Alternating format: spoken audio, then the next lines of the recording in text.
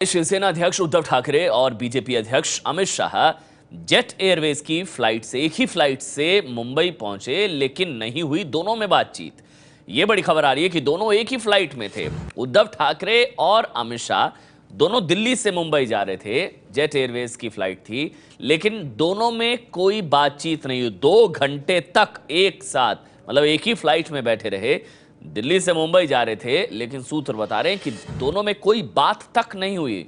रिश्तों में तल्खी का अंदाजा इसी बात से लगाया जा सकता है, जो बार बार निशाना साधा जा रहा है पाकिस्तान के साथ बातचीत को लेकर हो या फिर मुखपत्र सामना में जिस तरह से बीजेपी के नेताओं पर, बीजेपी पर, मोदी सरकार पर निशाना साधा जा रहा है। और अब उसकी बानगी इस तरह से देखी जा रही है कि रिश्तों में तल्खी का अंदाज इस बात से लगाया जा सकता है कि दोनों एक फ्लाइट में, एक तरफ शिवसेना के जो अध्यक्ष हैं उद्धव ठाकरे, दूसरी तरफ बीजेपी के राष्ट्रीय अध्यक्ष, दोनों एक साथ एक फ्लाइट में थे।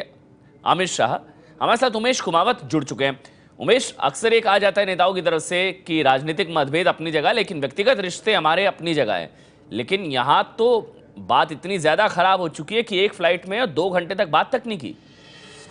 बिल्कुल अमन, यही बात है क्योंकि दोनों सहयोगी पार्टियां हैं, केंद्र में भी सरकार में है शिवसेना बीजेपी, और खासकर महाराष्ट्र में दोनों साथ है और पिछले 1 साल से। लेकिन अमन, इसमें सबसे बड़ी बात है कि पिछले 1 साल से शिवसेना और बीजेपी में महाराष्ट्र में बहुत बड़ा अनबन चल रहा है।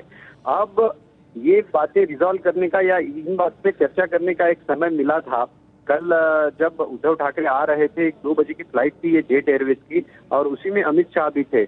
तो जिन्होंने भी इनको देखा है, केवल दोनों के बीच नमस्ते हुआ। 2 घंटे साथ में थे। 4 बजे फ्लाइट उतरी है मुंबई में, लेकिन इस दौरान दोनों के बीच कोई बातचीत नहीं हुई। जैसे दोनों के बीच अनबन चल रही है, कहा भी ये दोनों को भी एक मौका था ये बातचीत करने का, लेकिन इन दोनों के बीच वैसी कोई बातचीत, दोनों नेताओं के बीच किसी तरह की बातचीत नहीं दिखाई दी है। यानी कि जो अनबन सरकार में है वो नेताओं में भी अब दिख रही है।